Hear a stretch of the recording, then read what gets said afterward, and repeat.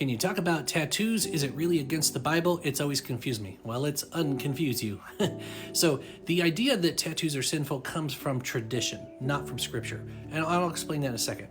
There are people who are just uncomfortable around people who have tattoos because nobody in their circle does. They were raised in the church, and probably a legalistic church that taught things like tattoos are of the devil and you'll go to hell if you have one and you have to have it laser removed to go to heaven. Stupid things like that.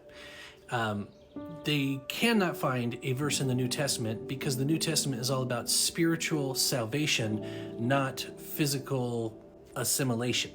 They can only go to Leviticus 19:28, which says, "You shall not make any cuts on your body for the dead or tattoo yourselves. I am the Lord." Okay, fine.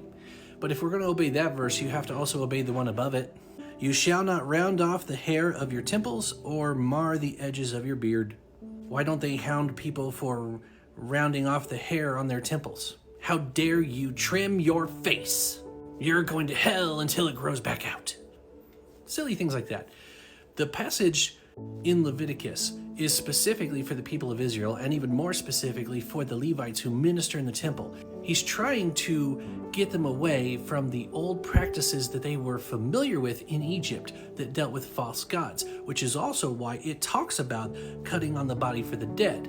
It's in the very same sentence as tattoos. It's talking about the religious practice, not just putting ink on your body. Now, I'm personally not a fan of tattoos. I don't think any of them look good, but it is your choice.